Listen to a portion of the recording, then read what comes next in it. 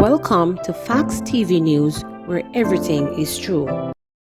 NAJ President refutes claim that many nurses are refusing to take COVID-19 vaccines. President of the Nurses Association of Jamaica, NAJ, Patsy Edwards Henry, is refuting claims that the island's nurses are refusing to take the COVID-19 vaccine. Several health officials have bemoaned what they say is the low take-up rate of the jab among nurses.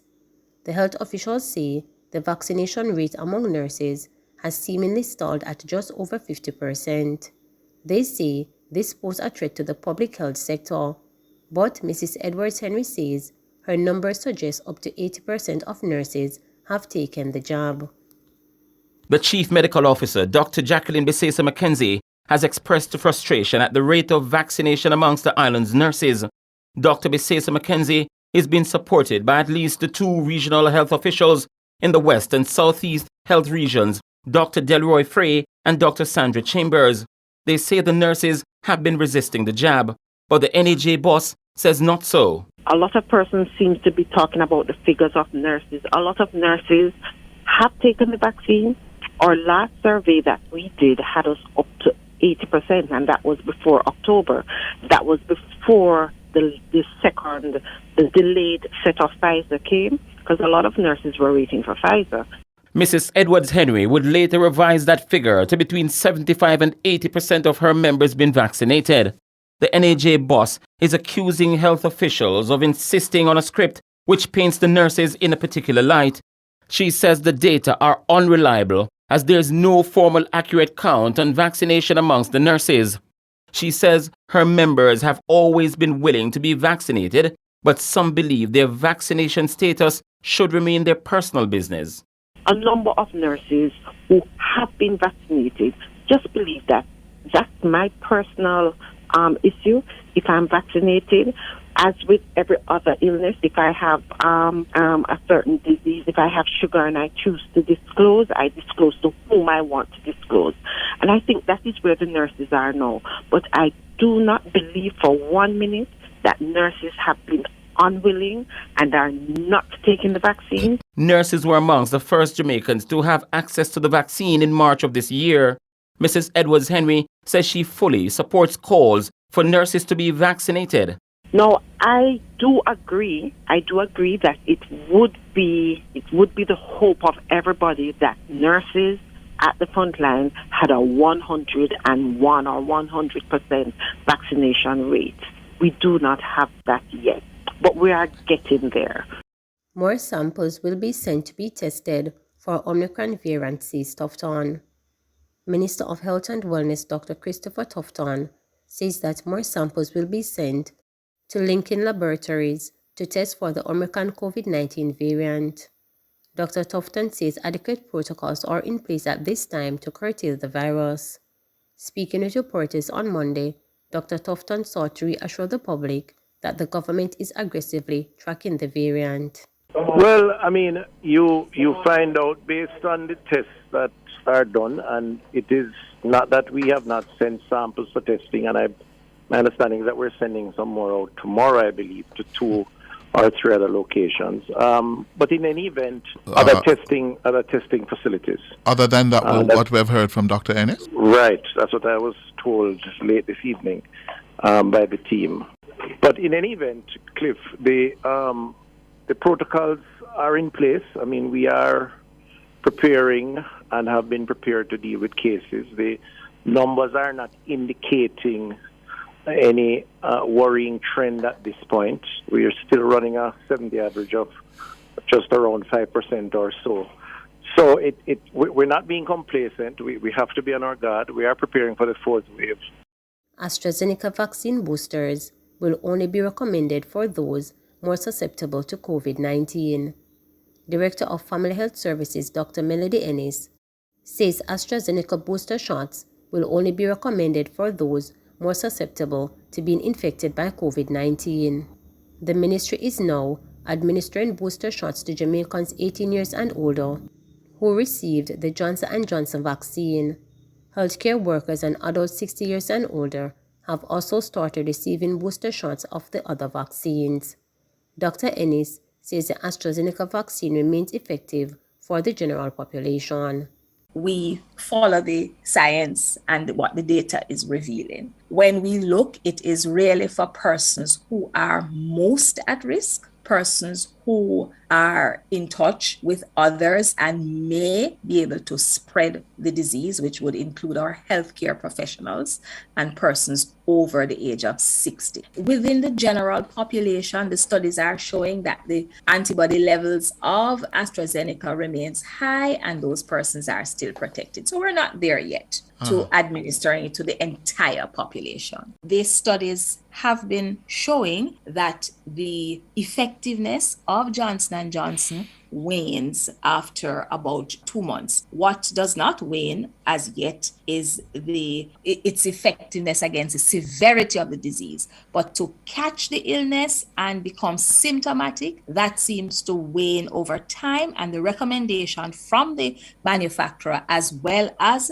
the stringent regulatory authority is for persons to receive a booster dose or a second dose of Johnson & Johnson. And we have decided to offer persons in country over 18 that second dose of Johnson & Johnson. They can get that 2 months after they receive the first dose. So we started giving Johnson & Johnson in August. Persons would now be eligible to get their second shot. If, however, they choose to wait for 6 months after their first shot, then they may be offered the Pfizer vaccine as a second booster or as the booster.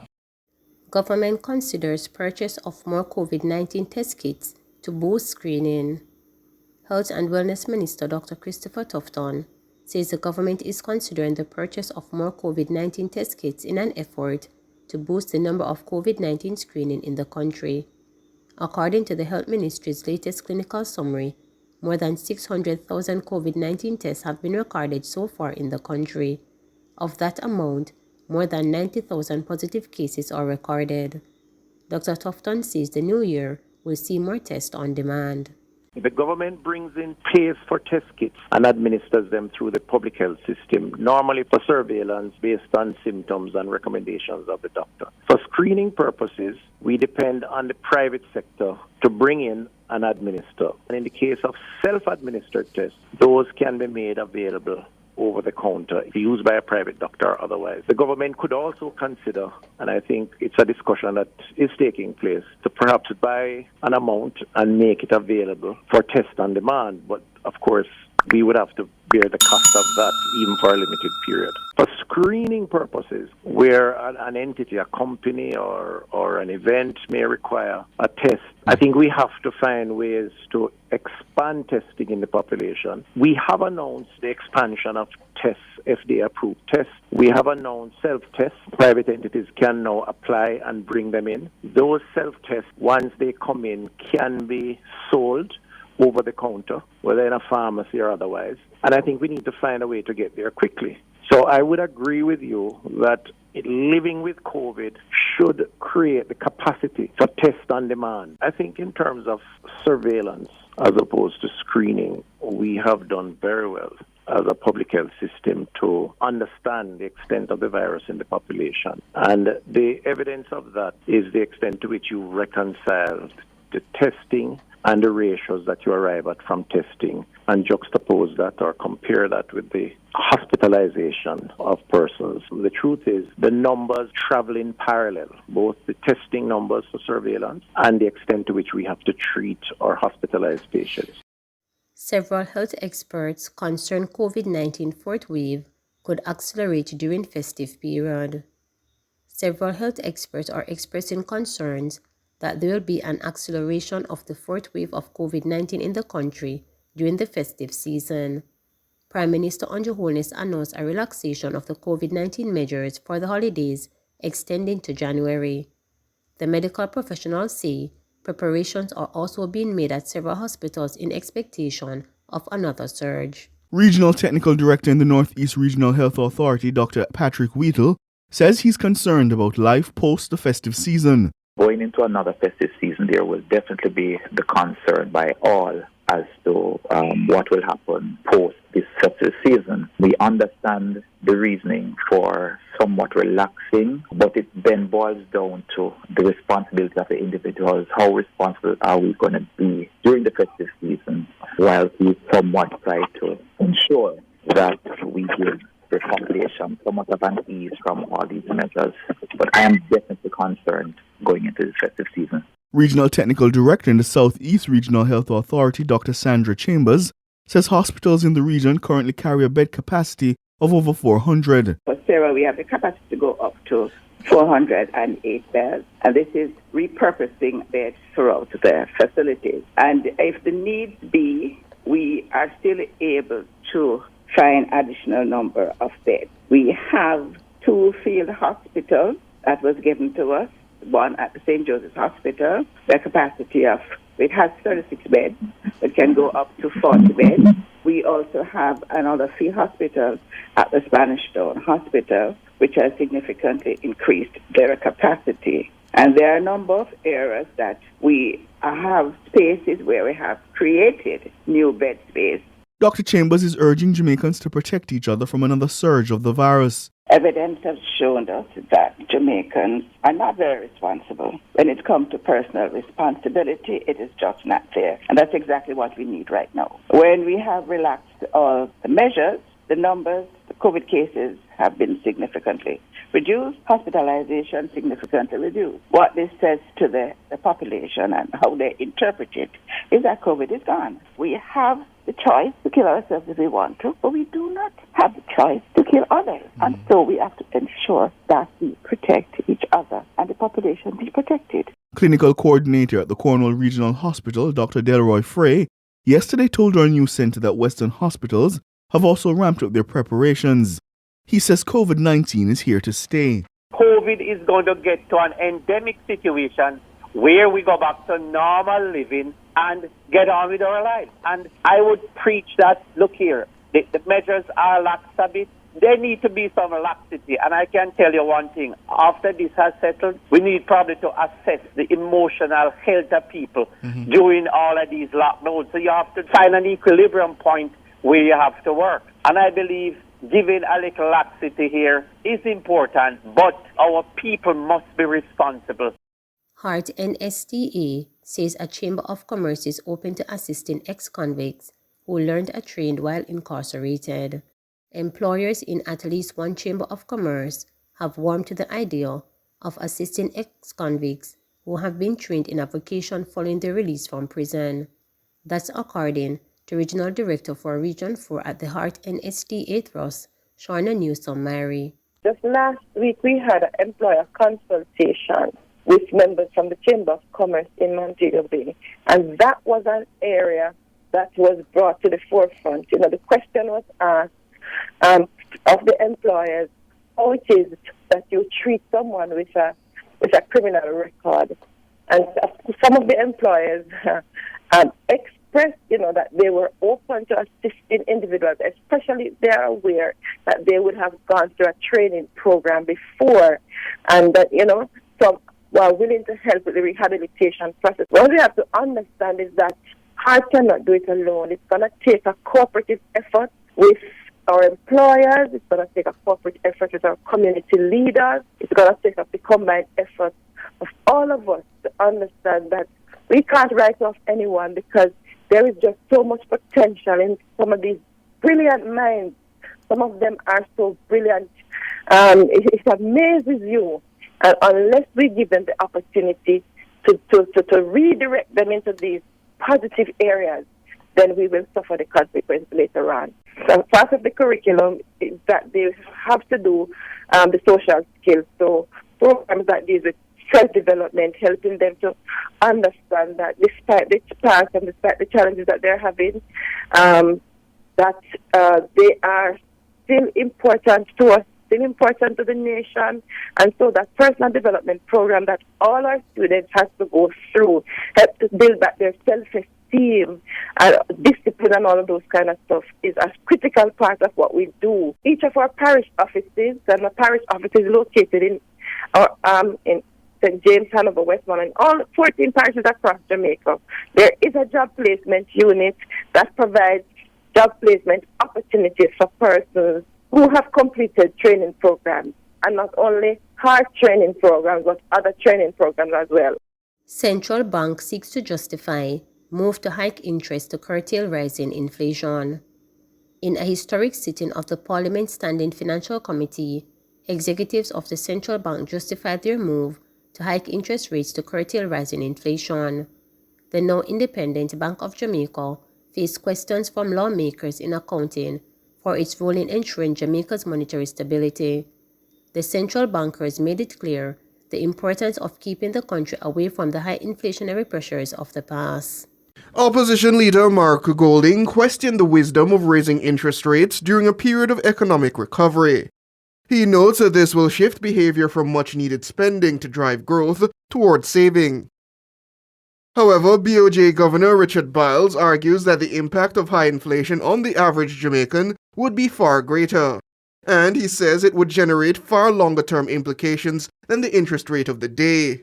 To me, inflation is the worst enemy of Jamaicans. For a businessman, interest rates can go up today, they may go down tomorrow. For the Jamaican, inflation goes up, it's not coming down. He has to live with that inflation. That economic base has been eroded by inflation. So if inflation even went from 8 to 2, still he has to hug up that 8 and hug up the 2. So to me, defending the Jamaican population against inflation surpasses the secular interests of whether it's this business community, that business community, a mortgagee or whatever.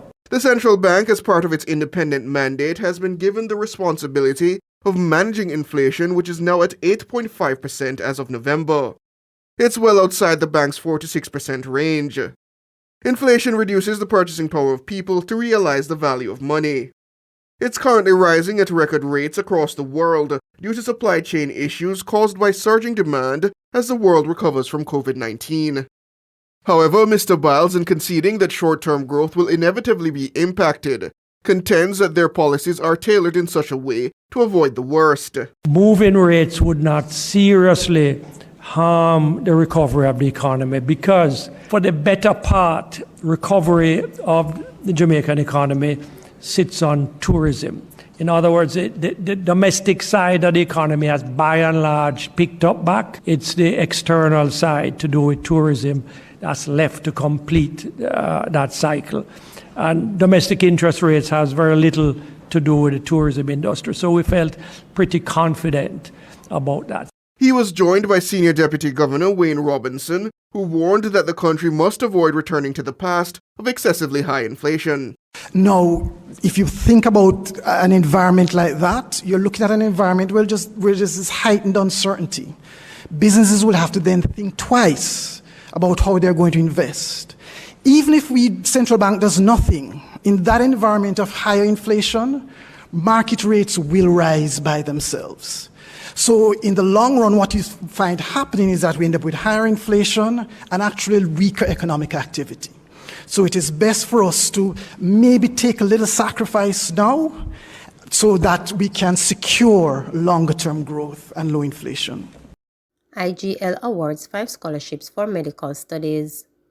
Industrial Gas Limited IGL and its Ignite IGL Foundation last Thursday presented 5 scholarships to 2 students of medicine and 3 pursuing nursing at the University of the West Indies UWI Faculty of Medical Sciences.